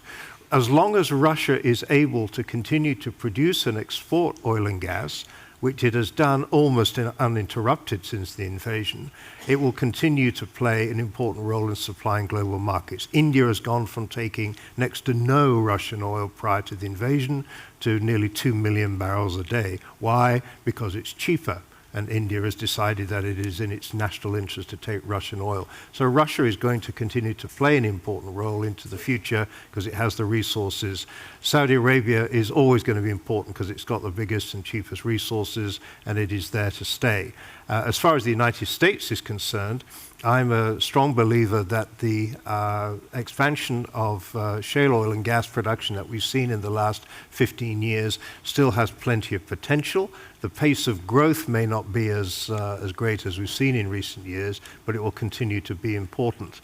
So, the role of these big three countries will continue, mainly because there is no peak in sight, I believe, in demand for oil and gas. If the IEA is right and the peak is coming in the next few years, then the position may change. But I don't think it is going to happen. Demand is going to continue to grow, and they will be big players.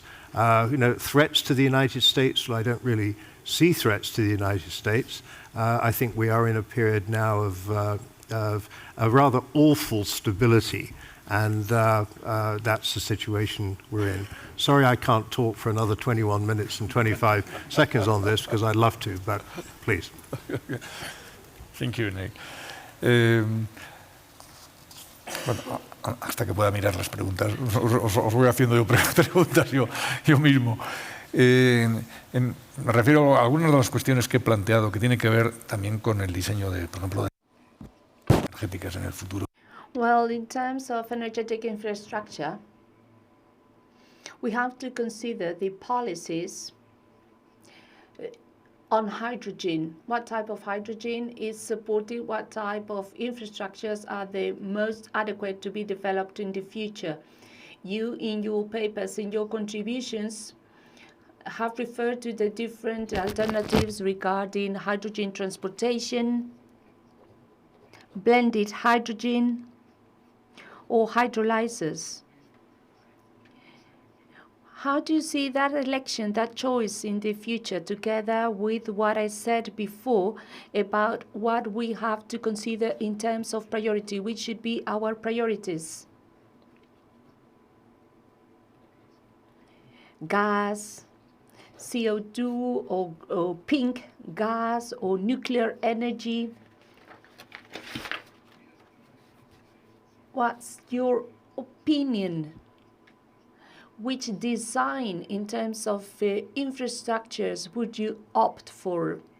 Or do you think that portfolios should be expanded so as to have more energy production ways and avenues? I think hydrogen production is being given a lot of attention in terms of the role that it will play in the long term. Nowadays, when we are conducting our analysis on the value of the hydrogen chain and the possible creation of a hydrogen valley, we can see that probably in the short term, what it makes sense is to look into the industrial environment and try to obtain a decarbonization of hydrogen production for grey hydrogen. And also in all the elements related to hydrogen production, such as, for instance, electrolyzers, etc. So meaning improving technology so that this technology becomes more and more competitive. Nevertheless, new technological advancements still need to happen so as to create those valleys, so as to diminish the distances between some points. And from a more global perspective, a numerous high number of technological advancements also need to take place so as to facilitate hydrogen transportation, so as to take advantage of the advantages of producing green hydrogen in terms of its transportation. So we believe that Europe has to take an active role so as to support the creation of these hydrogen industrial valleys, and then think if the connection between these two valleys goes through natural gas networks, and also thinking or observing how technology is advancing so as to capitalize on the opportunities for exchanging, which nowadays we have to admit are at a very immature technological development phase. Well, in relation to colors, hydrogen colors, it is very complicated in my viewpoint to relate it to infrastructures, because one thing is production, how it is produced, and then transportation in geological terms. That's a different question. It is true, however, that in terms of green transition is evolving towards green hydrogen, and probably that is the main driver for larger scale infrastructure development. There, the geographical factors have to take important consideration because of high production costs. In case we had a specific niche hydrogen production, for instance, with carbon capture for blue hydrogen, that would be a possibility. And also that should be accompanied by the promotion of consumption, promotion of its consumption. But I find it is in the short term difficult.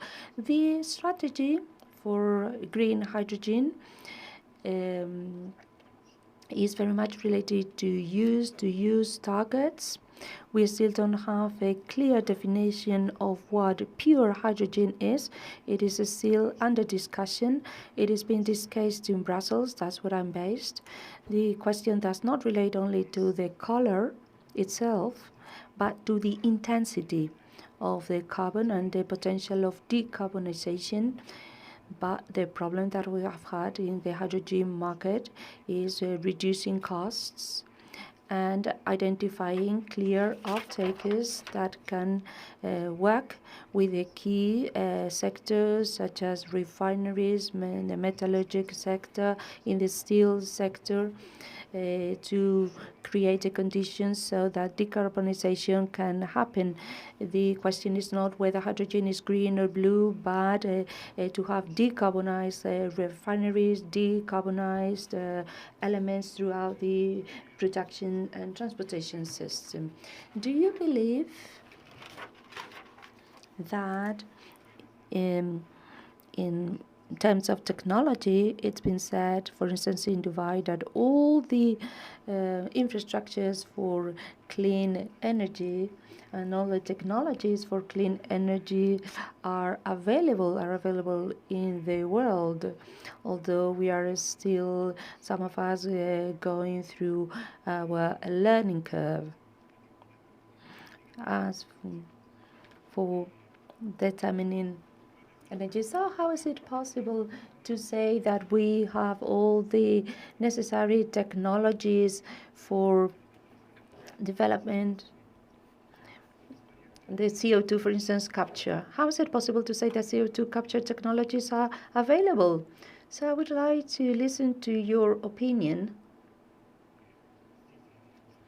in terms of the European Union and CO2 capture that has set a target of 2030 with, thanks to the electrification, massive electrification of electric generation, targets could be met. And some technologies are still very immature, one of them being the CO2 capture technology. What do you think? What do you believe? Do you have any opinion, any clear opinion on that regard?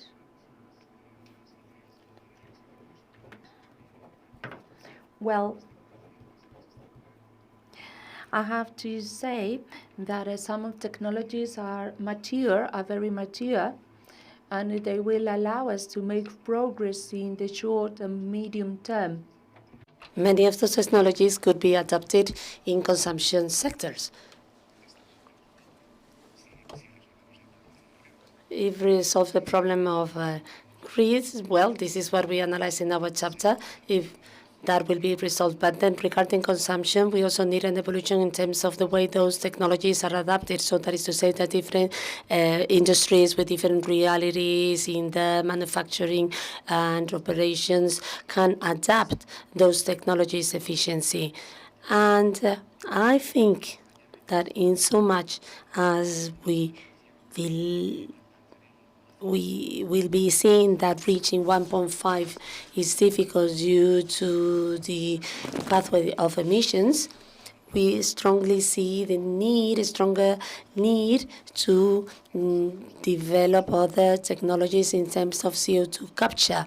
We know that it is a high-cost technology with high, well, it's also challenging in terms of operations, but there is a strong need to allocate resources to invest in CO2 capture and storage technologies. So it is a question of allocating resources across the whole value chain and say from the least to the most mature technologies that are just about to go to the market. So there is a question for Rear Admiral Antonio González.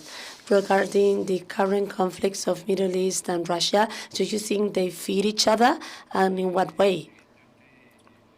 Obviously, Ukraine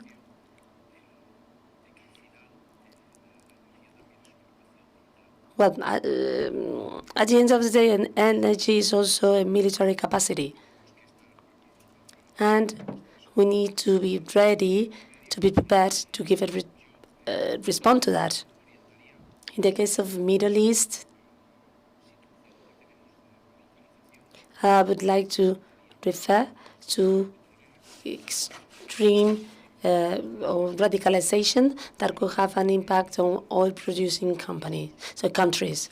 So that's the only thing that I can mention. So regarding the previous question about the maturity of technologies, from the viewpoint of military operations, that is a bit different. Well, actually, there is a need to invest in quite mature technologies with some level of maturity, as the developments that are being done at the army and in terms of operation are of a high economic value and long term.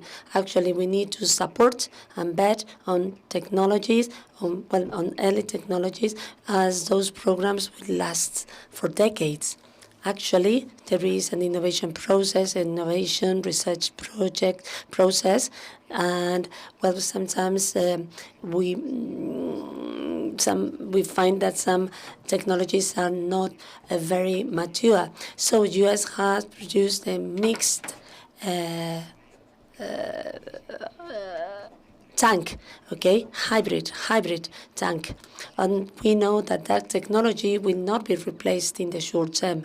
Let us say that that technology is somehow mature, and it will also have a potential in the long term.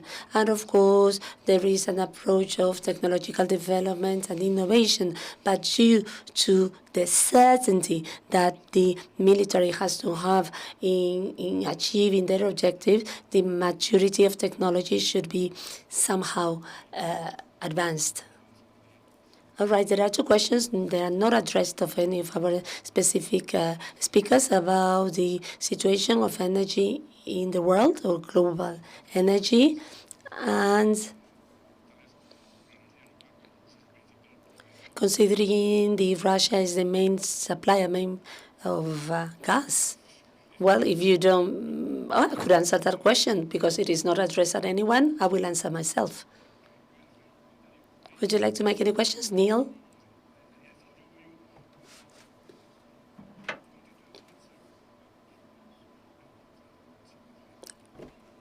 No, I have no expertise.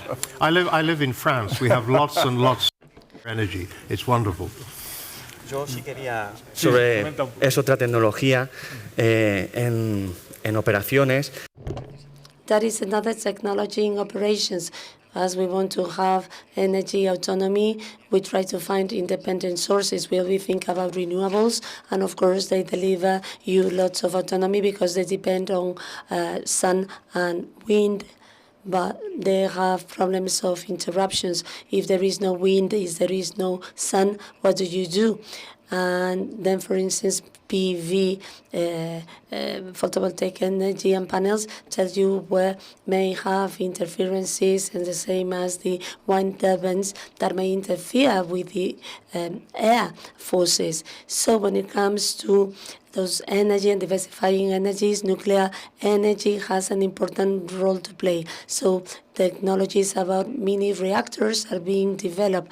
That is to say, mini reactors, mini nuclear reactors deliver energy. And then regarding geopolitics in Europe, we think that our vision is the one that rules the world. Nuclear energy is growing across the world, but in Europe, China is supporting or betting on nuclear reactors, same as the Middle East, Saudi Arabia, UAE, Turkey, Egypt. And actually, they're also seeing it as a way of energy transition. It delivers greater autonomy for them to generate the electricity they need. Obviously, there is also a problem with the uranium supply, but not only, we don't have here Russia only, but Kazakhstan and African countries. This is linked to what Colonel Cardo Santayana mentioned this morning. Europe and is neither in Central Asia or Africa, but Middle East is in Africa. So it is a question of the source of the fuel of uranium. U.S. was a big supplier in terms of enriched uranium. So that is to say, of a part of the nuclear cycle. I think this is what you mean. But to answer to the question, there are different answers. All countries with nuclear weapons will continue to invest in civil nuclear power, no matter the cost of it. We are talking about the 5 countries of the Security Council, plus India, and others will continue to invest in nuclear power, civil nuclear power, due to geopolitical reasons. Others, due to industrial reasons, such as France. France is finding difficulty in keeping up the nuclear niche alive. Well, other than the enlargement of the life of current nuclear power, that in terms of cost and the environment are reasonable costs. But the main question is, what do we do with third-generation nuclear power? Third-generation nuclear power, so far, well, in China they say that the average cost around 65 or 70 euros megawatt per hour. The anticipated cost of Hilly Point in UK or Flamanville in France, that is above 150 megawatt hour. Of course, that requires subsidies, or for instance, with different contracts.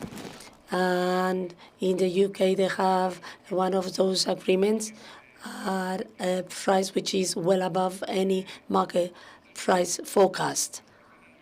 I think the situation of nuclear power should be allocated or positioned not in the third generation, but in the next level or the level above that.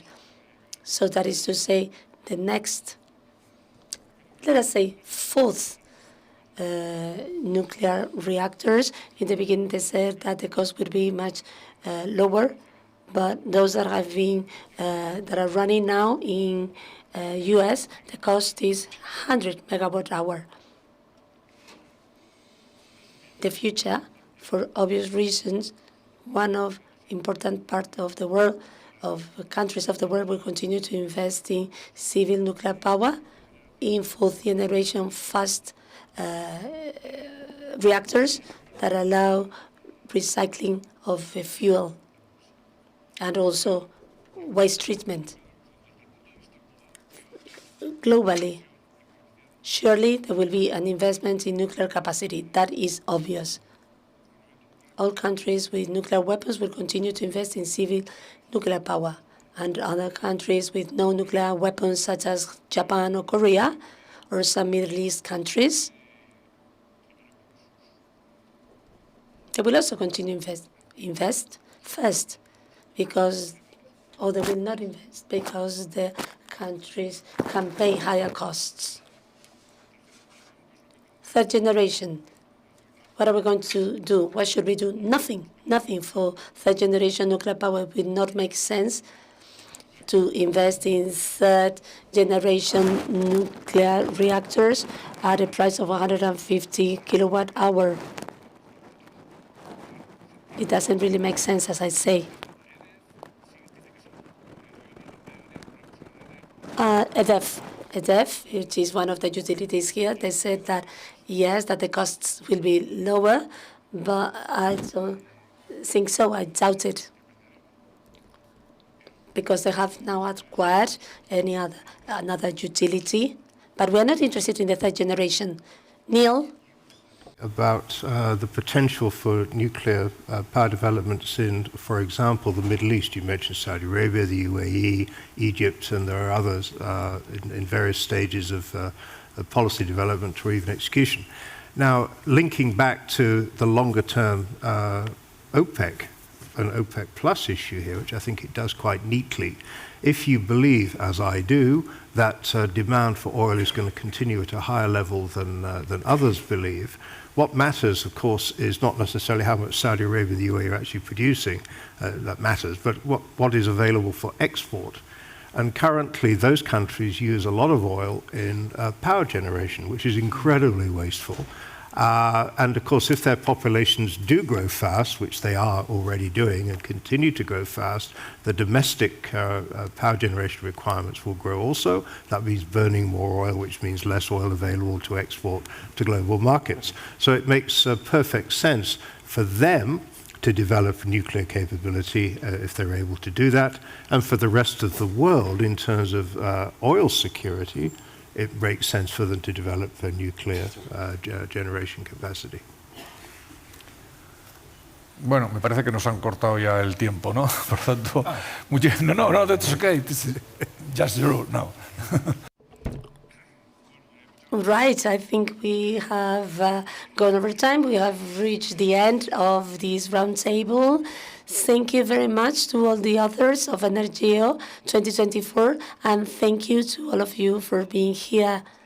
Thank you so much for this wonderful roundtable, and now institutional photograph. Thank you.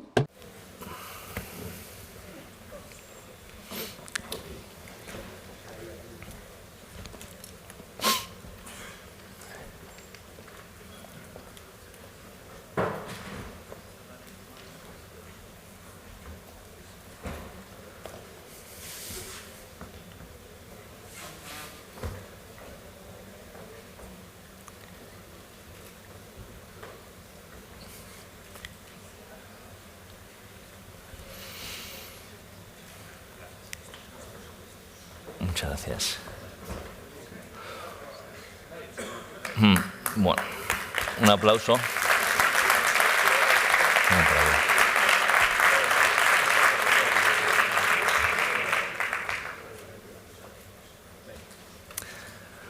A continuación vamos a hacer una foto de familia con todos los que hemos intervenido en la jornada. Así que, por favor, vamos a ir subiendo al escenario. Nos quedamos aquí para otra foto. We're gonna stay because we're gonna take a bigger picture with all the people that have been. Vamos a tener una foto de familia, ¿vale? Vamos a hacer una foto de familia, si le parece. Por favor, déjame.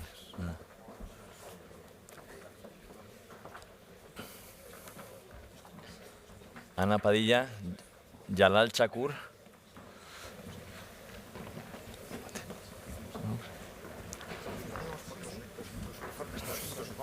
Miguel Ángel. Ahí está, Miguel Ángel.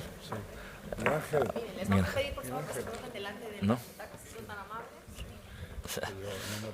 Colóquense. Vamos, chicos, tenéis que salir ahí vosotros en portada. A ver si cabemos todos. Hacia allá. Aquí, ya. Ponte ahí conmigo, hombre. Ponte aquí, ponte aquí. ¿Eh? Ah, claro, sí. Es que no me va.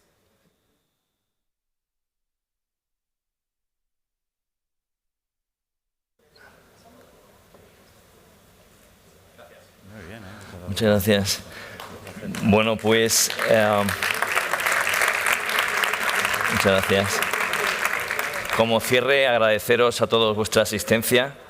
A la salida vais a encontrar un libro, o bueno, un ejemplar de la edición de este año. También lo podéis encontrar en versión digital en la página web de Club y del Instituto Español de Estudios Estratégicos. Y bueno, por mi parte agradecer no solo vuestra asistencia, sino a todo el equipo que ha estado detrás para asegurar que esta jornada de hoy sea un éxito. Jalal Chakur, Ana Padilla, el equipo de protocolo, el equipo de comunicación, de security en el club. Así que muchas gracias a todos. Hasta el año que viene.